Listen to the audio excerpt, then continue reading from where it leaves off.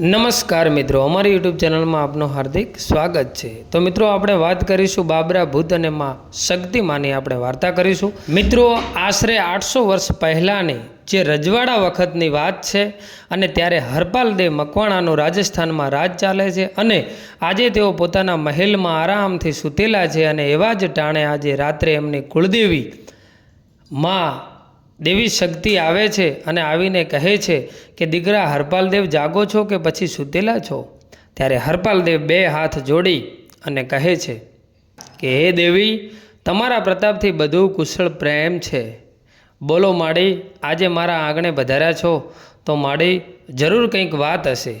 ત્યારે માં દેવીએ એટલું બોલ્યા કે હે દીકરા હરપાલદેવ, આજે આ રાજસ્થાનની ધરતી તને જાકારો દે છે અને અહીંયા હવે તારા અન્ન જળ ખૂટી ગયા છે, માટે હવે તું અહીંયાથી ગુજરાતની ધરતી તરફ ચાલી નીકળ અને ત્યાં તને માં શક્તિ તારો સહારો બનશે અને ઇતિહાસમાં તારા અમર નામ કરશે। પણ દીકરા, હવે અહીંયાથી ચાલ્યો જા। ત્યારે આમ આટલી વાત થતાની સાથે જ બીજા દિવસની વહેલી સવારે હરપાલદેવ મકવાણા પોતાના 100 ઘોડેસવારો સાથે આ રાજસ્થાનની ધરતીને છોડી અને ગુજરાતની ધરતીમાં પ્રવેશ કરે છે અને ચાલતા ચાલતા તેઓ પાટણમાં આવે છે। ત્યારે પાટણમાં વાઘેલા વંશજોનું રાજ ચાલતું હતું અને કરણસિંહ વાઘેલા નામના રાજ કરતા હતા। ત્યારે પાટણમાં આવી અને આ હરપાલદેવ મકવાણા કરણસિંહ વાઘેલાને મળે છે। ત્યારે કરણસિંહ વાઘેલા પણ હરપાલદેવ મકવાણાનું ભાવભર્યું સ્વાગત કરે છે। ત્યારે હરપાલદેવ એટલું કહે છે કે હે કરણસિંહ વાઘેલા, આજે તમારું રાજ્ય ધમધોકાર ચાલી રહ્યું છે અને 2300 ગામના તમે ધણી છો, તો પછી આવા 2300 ગામના ધણી અને આવા સમ્રાટનું શરીર આમ દિવસે ને દિવસે સુકાતું કેમ જાય છે? તો મિત્રો, શું હું જાણી શકું છું કે તમને કયું દુઃખ છે અને તમને શું પીડા છે? મિત્ર, તું મને કહે। ત્યારે આટલી વાત સાંભળી અને કરણસિંહ વાઘેલા એટલું બોલ્યા કે હે મિત્ર, મારા અંતરના ઊંડાણનો કોઈક વેદુ મળે તો વંચાય, પણ એને ચોરે બેસીને ચિતરાય નહીં। આ તો મારા ચિત્તની વાત છે અને તમારે જો જાણવું જ હોય તો આજની રાત અહીંયા મહેમાન ગતિ અને રાત્રે તમને હું વાત કરીશ। અને આમ આટલી વાત થઈ ત્યાં તો હરપાલદેવ મકવાણા મનમાં વિચાર કરવા લાગ્યા કે આ પાટણની ધરતી પર એવી તો શું ઘટના બને છે અને રાત્રે કેમ મારા મિત્ર કરણસિંહ સોલંકી મને આમ કહે છે? પરંતુ લાવો, રાત્રે તો ખબર પડશે। અને આમ આટલો વિચાર કરી અને તેઓ વાળું પાણી કરી અને હવે સાંજના સમયે નિંદ્રાને આધીન થવાની તૈયારીઓ છે। ત્યાં તો આમ કરતાં કરતાં હજી તો રાતની શરૂઆત થઈ। ત્યાં તો રાત પડતાની સાથે આખું એ પાટણ નગર ધ્રુજવા લાગ્યું અને દિવસનું ધમધમતું પાટણ બજાર આજે રાત્રિના સમયે સન્નાટો છવાઈ જાય છે અને ટાંકણી પડે તો પણ અવાજ આવે, સાવ એકલું અને ભેગાર થઈ જાય છે। અને એટલામાં તો કોઈક ઢોલીનો અવાજ સંભળાય અને ઢોલ વગાડતો વગાડતો ઢોલી આ રજવાડામાં આવ્યો અને પાટણમાં આવી અને બૂમ પાડતો એટલું કહે છે કે સાંભળો સાંભળો સાંભળો, આજે બાબરા ભૂતના બાંકડા લઈ અને એક વિધવા બામણીનો દીકરો જવાનો છે અને તે પાછો આવવાનો નથી, માટે જેને જેને તેને જોવો હોય તે છેલ્લી વાર જોઈ લે। ત્યારે આટલો અવાજ હરપાલદેવ મકવાણાના કાને પડ્યો અને તેઓ બહાર આવીને પૂછવા લાગ્યા કે ગામ લોકો, આ તમે શેનો ઢંઢેરો પીટી રહ્યા છો અને આ વિધવા બાઈનો દીકરો બાબરા ભૂતના બાકડા લઈ જવાનો છે, એટલે એનો મતલબ શું છે? ત્યારે આટલી વાત સાંભળી અને ઢોલી એટલું બોલ્યો, હે મહેમાન, અમારા આ રજવાડામાં બાબરા ભૂતનો ખૂબ જ ભારે ત્રાસ છે અને રોજ રાત્રે એ બાબરા ભૂત માટે અમારા ગામનો એક એક દીકરો બાકડે લઈ જાય છે અને જેવો બાકડા લઈને જાય છે એની સાથે જ બાકડાની સાથે સાથે એ આખાય માણસને મારી અને બાબરો ભૂત ખાઈ જાય છે અને આવું અમારા રજવાડામાં ઘણા સમયથી ચાલી રહ્યું છે। રાત પડતાની સાથે આખું નગર ધ્રુજવા લાગે છે અને સમયસર જો બાબરા ભૂતના બાકડે ન લઈ જઈએ કોઈ પણ છોકરાને તો બાબરો ભૂત અહીંયા આવી અને આખું એ રજવાડું તહેસ નહેસ કરી નાખે છે। માટે હર કોઈ આ બાબરા ભૂતથી ત્રાસી ગયા છે અને એના ત્રાસને શાંત પાડવા માટે અમે રોજ રાતે એક એક માણસને બાકડા લઈ અને મોકલીએ છીએ. અને આજે આ વિધવા બામણીના દીકરાનો વારો છે. ત્યાં તો વિધવા બામણી ધ્રુસકે ને ધ્રુસકે ત્યાં રડી રહી છે. ત્યારે હરપાલદે મકવાણા એટલું બોલ્યા કે હે ભાઈઓ, ચિંતા કરવાની જરૂર નથી. હે બહેન, આજે તું રડીશ નહીં. આજે આ બાબરા ભૂતના બાકડા લઈ અને તારો દીકરો નહીં, પરંતુ આજે આ હરપાલદે મકવાણા જશે. અને જો બાબરા ભૂતને મારી અને સવારે વહેલો પાછો ન આવું તો મારું નામ હરપાલદે મકવાણા નહીં. આટલું કહી અને હરપાલદે મકવાણા પોતે રથમાં બેસી અને બાબરા ભૂતના બાંકડા લઈ અને આ પાટણની બજાર વચ્ચેથી નીકળ્યા અને ચાલતા ચાલતા શમશાન ઘાટમાં પહોંચ્યા. અને ત્યાં પહોંચી અને જુએ છે ત્યાં તો સામે એક વિશાળ અડીખમ બાબરો ભૂત ઊભો છે અને જોર જોરથી હસવા લાગ્યો અને કહે છે કે લાવ મારા બાકડા, લાવ મારા બાકડા. આજે માણસની સુગંધ આવે છે. સૌથી પહેલાં માણસને ખાઈશ, પછી હું બાકડા ખાઈશ. અને આમ આટલું કહી અને બાબરો ભૂત ચાલતો ચાલતો હરપાલદે મકવાણાની પાસે આવ્યો. ત્યાં તો હરપાલદે મકવાણા રથમાંથી નીચે ઉતર્યા અને નીચે ઉતરી અને પોતાના હાથમાં રહેલી તલવાર બહાર કાઢીને એટલું કહે છે કે હે બાબરા ભૂત, આજે જો તને જીવતો મારું નહીં ને તો મારું નામ હરપાલદે મકવાણા નહીં. અને આમ એક બાજુ બાબરો ભૂત અને હરપાલદે વચ્ચે ઘમણસાન મહાયુદ્ધ થાય છે. અને યુદ્ધ દરમિયાન બાબરા ભૂતની સામે હરપાલદે મકવાણા લડી રહ્યા છે. ત્યાં તો બંનેના વચ્ચેથી એક મોટો વિશાળ જમણો હાથ આવ્યો અને હાથ આવતાની સાથે બંને જણા પાછા પડ્યા. અને હાથ આવતાની સાથે તે હાથમાંથી અવાજ આવ્યો કે હે હરપાલદે મકવાણા, ભૂખના કારણે મારો જીવ જાય છે અને મેં સાંભળ્યું છે કે તારી પાસે જે કોઈ પણ આવે ને એને તું ખાલી હાથ અને ખાલી પેટ પાછો મોકલતો નથી. તો હે હરપાલદે મકવાણા, આજે મને ખૂબ ભૂખ લાગી છે, મને જમાડ. આજે મને ખૂબ ભૂખ લાગી છે, મને તું જમાડ. ત્યારે હરપાલદે મકવાણા એટલું કહે છે કે તમે કોણ છો? હું તમને જાણતો નથી. અને રહી વાત જમાડવાની, તો અત્યારે તો હું આ શમશાનમાં આ બાબરા ભૂત માટે આવ્યો છું અને મારી પાસે તમને જમાડવા માટે કાંઈ છે નહીં. ત્યારે પેલો હાથ ફરી હસવા લાગ્યો અને હસતા હસતા એટલું બોલ્યો કે હરપાલદે મકવાણા, આ તારી કંચનવરની જે કાયા રહી ને એમાંથી ગમે તે તું મને ખવડાવ. છેલ્લે ધૂળમાં જ સમાવાની છે ને, તો એના કરતાં લાય મને તારી આ કંચનવરની કાયા જમાડતો, મારા પેટની ભૂખ મટે. અને આટલી વાત સાંભળતાની સાથે હરપાલદે મકવાણા બોલી ઉઠ્યા કે એમ વાત છે તો કાંઈ વાંધો નહીં. અને હરપાલદે મકવાણાએ પોતાના હાથમાં રહેલી તલવારથી પોતાનો એક પગ કાપી અને હાથમાં મૂક્યો. ત્યાં તો ફરી અવાજ આવ્યો કે હજી મને ભૂખ મટી નથી, હજી તારા શરીરના ટુકડા કરી અને મને જમાડ. ત્યારે હરપાલદે મકવાણા ફરી પોતાના હાથમાં રહેલી તલવારથી પોતાના શરીરના એક એક ટુકડા કરી અને હાથમાં નાખતા રહ્યા. ત્યારે આ હાથ એ હરપાલદે મકવાણાનો એક એક અંગ ખાવા લાગ્યો. અને હવે હરપાલદે મકવાણા પોતાનું માથું કાપવા ગયા. ત્યાં તો હાથમાંથી દિવ્ય પ્રકાશ ઉત્પન્ન થયો અને ત્યાં મરમરા દેવી પ્રગટ થયા અને કહે છે કે રોકાઈ જા હરપાલદે મકવાણા, આ તો તારી પરીક્ષા લેવા માટે હું તારી કુળની દેવી મરમરા દેવી આવી છું. અને હે દીકરા, આજે તું મારી પરીક્ષામાં પાસ થયો છે. બોલ દીકરા, આજે તારે શું જોઈએ છીએ? ત્યારે હરપાલદે મકવાણા એટલું કહે છે કે હે માડી, મારે તો કાંઈ જોતું નથી, પરંતુ આ બાબરો ભૂત રહ્યો ને એ પાટણના મારા મિત્ર કરણસિંહ વાઘેલાના રજવાડામાં હાહાકાર મચાવે છે. તો માડી, આ બાબરા ભૂતને વશમાં થાય ને એવું કંઈક કરો.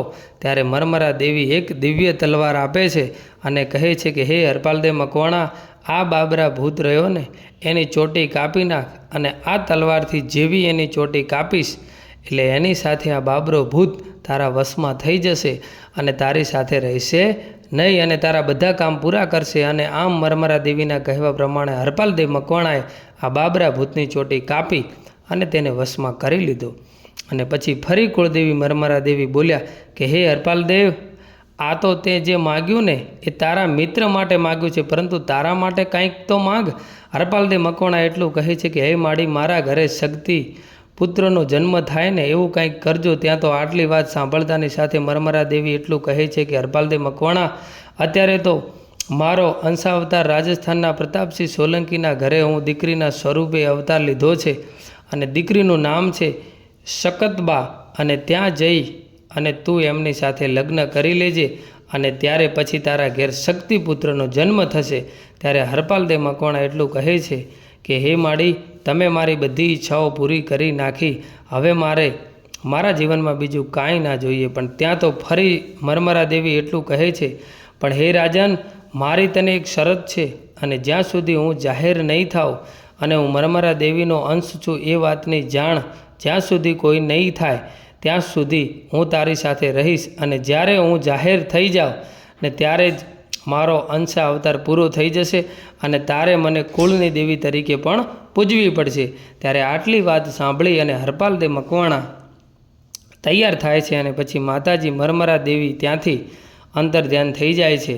અને આમ પછી ત્યાં આખી રાત વીતી અને સવાર પડી. ત્યારે સવારે ફરી રથમાં બેસી અને હરપાલદેવ મકવાણા ચાલતા ચાલતા પાછા પાટણમાં આવે છે. અને પાટણમાં ફરી પાછા હરપાલદેવ મકવાણાને જીવતા જોઈ અને આ કર્ણસિંહ વાઘેલા અને એમનું આખું રજવાડું હરપાલદેવની પાસે આવી અને તેમને ખૂબ જ અભિનંદન આપે છે અને કહે છે કે વાહ રાજન વાહ, તમે તો આજે અમારું આખું પાટણ બાબરા ભૂતના ત્રાસથી બચાવી લીધું છે. અને પછી કર્ણસિંહ વાઘેલા આવી અને કહે છે કે હરપાલદેવ, તમે મારા પાટણની લાજ રાખી છે અને મારી પ્રજાને બાબરા ભૂતથી હવે રોજ માટે તમે બચાવી લીધી છે. તો જાઓ હરપાલદેવ મકવાણા, આજે હું તમને કર્ણસિંહ વાઘેલા કહું છું કે આજે રાતથી માંડી અને સવાર સુધીમાં જેટલા ગામના તોરણ તમે બાંધશો ને એટલા ગામ તમારા અને એટલા ગામ હું તમને અર્પણ કરીશ. ત્યારે આટલી વાત સાંભળતાની સાથે જ જેવી જ રાત પડી ત્યાં તો રાત્રિના સમયે હરપાલદેવ મકવાણા બાબરો ભૂત અને શક્તિમાં સાથે મળી અને એક જ રાતમાં 2300 ગામના તોરણ બાંધે છે. અને સવાર પડતા છેલ્લું તોરણ દિગડિયા ગામમાં બાંધે છે. ત્યારે દિગડિયા ગામના તળાવે વહેલી સવારે માં શક્તિએ સ્નાન કર્યું અને સ્નાન કરતાની સાથે જ સામે દિગડિયા ગામમાં મોટું, હાલમાં પણ શક્તિધામ દિગડિયા હાજર છે, જે ખૂબ મોટું માતા શક્તિનું ધામ છે. અને ત્યારે પાટણના 2300 ગામ હતા એ એક રાતમાં 2300 ગામ હરપાલદેવ મકવાણાએ તોરણ બાંધી અને પોતાના નામે કરી લીધા હતા. અને જ્યારે તેઓ કર્ણસિંહ વાઘેલાની પાસે પહોંચ્યા ત્યારે કર્ણસિંહ વાઘેલાની પત્ની કે જે હરપાલદેવ મકવાણાની ધર્મની માનેલી બહેન હતા અને તેમણે 5 ગામ કાપડામાં પાછા કર્ણસિંહ વાઘેલાને અર્પણ કર્યા. અને હરપાલદેવ મકવાણા 1800 ગામના ધણી બન્યા. અને પછી તેઓ પાછા ત્યાંથી ચાલતા રાજસ્થાનમાં પહોંચ્યા અને ત્યાં પ્રતાપસિંહ સોલંકીની દીકરી સાથે લગ્ન કર્યા. અને લગ્ન કરી અને પાછા તેઓ પાટડી આવ્યા. અને પાટડી આવી અને પાટડીમાં તેમણે પોતાનું રાજ સિંહાસન નાખ્યું અને તેઓ ત્યાં રાજ કરવા લાગ્યા. અને ત્યારે એકવાર એમના મનમાં વિચાર આવ્યો કે શું ખરેખર આ શકતબા એ પોતે જ શું શક્તિમાનો અવતાર છે કે પછી મરમરા દેવી મને આમ જ કહી ગયા. અને આમ હરપાલદેવ મકવાણા બેઠા આવો વિચાર કરી રહ્યા હોય છે ત્યાં તો શકતબાના હાથ અને પગમાંથી કંકુ ઝરવા લાગ્યું. અને આ જોઈ અને હરપાલદેવ મકવાણા ચોંકી ગયા અને થોડી જ વારમાં શકતબાના મોઢા ઉપર સિંહ દેખાવા લાગ્યો અને એમનું મસ્તક આખું સિંહનું દેખાવા લાગ્યું. ત્યારે હરપાલદેવ મકવાણા સમજી ગયા કે આ તો પોતે જ મરમરા દેવીનો અંશ છે. અને આમ કરતાં લગભગ 10 વર્ષ વીત્યા. અને 10 વર્ષ થતાની સાથે જ હરપાલદેવને આંગણે આજે 3 દીકરાઓ રમી રહ્યા છે. અને હરપાલદેવને 3 દીકરાઓ છે. ત્યારે હવે માતા શક્તિ વિચાર કરે છે કે હરપાલદેવને આપ્યા વચન પ્રમાણે હવે એમને દીકરાઓ તો છે અને એમને હવે કોઈ વાતે ખોટ નથી. અને હવે મારો સમય અહીંયા પૂરો થાય છે, પરંતુ હવે આ પાટડીમાંથી વિદાય લઉં એ પહેલાં પાટડીમાં મારું એવું કંઈક અમરનામ કરતી જાઉં કે જેથી કરીને આખું પાટડી મને પૂજે અને આખું ગુજરાત મને જાણી શકે. અને આમ આવો વિચાર કરી અને પાટડીમાં શક્તિમાં રમત માંડે છે. અને આજે તો હરપાલદેવ મકવાણાના 3 દીકરા અને એક ચારણનો દીકરો સાથે મળી અને ગામની વચ્ચોવચ્ચ ગેડી દડો રમતા હતા. અને ત્યારે સામે ઝરૂખામાં બેઠા માતાજી આ ઘટના જોઈ રહ્યા છે. એમની પાસે હરપાલદેવ મકવાણા પણ બેઠા છે અને તેઓ બેઠા આ બધી રમતો જોઈ રહ્યા છે. અને ત્યારે હરપાલદેવનો મંગળા નામનો એક હાથી ગાંડો થઈ જાય છે. અને હાથી હવે આ પાટડીમાં બધી તોડફોડ કરતો આ બાજુ આવી રહ્યો હતો અને તે દોડતો દોડતો બધું વેર વિખેર કરતો કરતો હવે આ ત્રણેય દીકરાઓ અને આ ચારણનો દીકરો જ્યાં રમી રહ્યા હતા ત્યાં આવે છે અને ત્યાં આવતાની સાથે જ હવે આ હાથી આ ત્રણેય દીકરાઓ ઉપર સૂંઢનો પ્રહાર કરવા જાય છે ત્યાં તો હરપાલદે મકવાણાના ડોળા ફાટી ગયા કે હવે શું થશે, પરંતુ ત્યારે જ મારી શક્તિમાએ પ્રગટ પરચા પૂર્યા અને ત્યાં ઝરૂખામાં બેઠા બેઠા લાંબો હાથ કર્યો અને હાથ કરી અને ચારણના દીકરાને ટાપલી મારી અને હાથી પાસેથી છેટો મૂક્યો અને તેને બચાવી લીધો અને આમ ચારણના દીકરાને ટપલી મારીને બચાવ્યો. તેથી ટાપલીઓ ચારણ કહેવાના. અને પછી ત્રણેય કુંવરોને હાથની હથેળીમાં લઈ અને તેમને ઝીલી લીધા. તેથી તેઓ મકવાણા રાજપૂત ત્યારથી ઝાલા રાજપૂત તરીકે જાણીતા થયા. અને આ ઘટના પાટણના હર કોઈ માણસોએ જોઈ અને બધાને ખબર પડી ગઈ કે શકતમાં એ કોઈ જેવા તેવા નથી, પરંતુ દેવીમાનો અવતાર છે. અને એમણે ત્યાં ઝરૂખામાં બેઠા બેઠા હાથ લાંબો કરી અને 4 દીકરાઓને બચાવી લીધા હતા. અને ત્યાં તો આખી એ વાત ગામમાં પસરણ થઈ હતી. અને હવે શક્તિમાં ત્યાંથી ચાલવા લાગ્યા અને ચાલતા ચાલતા જવા લાગ્યા ત્યારે હરપાલદે મકવાણા પાછળ દોડ્યા અને કહે છે કે તમે ક્યાં જાઓ છો? ત્યાં તો શક્તિમાં કહે છે કે હે રાજન, યાદ કરો મારું વચન, અને મેં જે તમને વચન આપ્યું હતું કે જ્યાં સુધી હું જાહેર નહીં થાઉં ત્યાં સુધી તમારે ત્યાં અવતાર રૂપી રહીશ, પરંતુ જેવી જ હું જાહેર થઈશ ને ત્યાંથી મારો અંશા અવતાર ત્યાં પૂરો થઈ જશે. અને રાજન, આજે મારું વચન પૂરું થયું. આમ કહીને શક્તિમાં આગળ દોડે છે અને પાછળ પાછળ હરપાલદે મકવાણા જાય છે અને ચાલતા ચાલતા શક્તિમાના ધામ ગામ આવે છે અને ત્યાં મીઠાના ઢગલામાં સમાઈ જાય છે. અને ત્યારે દિવસ હતો વિક્રમ સંવંત 1171 ચૈત્ર વદ 13નો દિવસ હતો કે જ્યારે શક્તિમાં આ મીઠાના ઢગલામાં સમાઈ ગયા હતા. અને ત્યાં પણ આજે પણ પાટડીમાં શક્તિ માતાનું મોટું સ્થાન આવેલું છે અને આજે પણ માં શક્તિમાના પરચે હાજરા હાજર છે. અને મિત્રો, કોઈક વાર પાટડી બાજુ જાઓ તો શક્તિમાના દર્શન કરવા માટે જરૂરથી જાજો. અને મિત્રો, આવા ઇતિહાસો સાંભળવા હોય તો અમારી ચેનલને લાઇક, શેર અને સબસ્ક્રાઈબ કરવાનું ભૂલતા નહીં. જય માતાજી.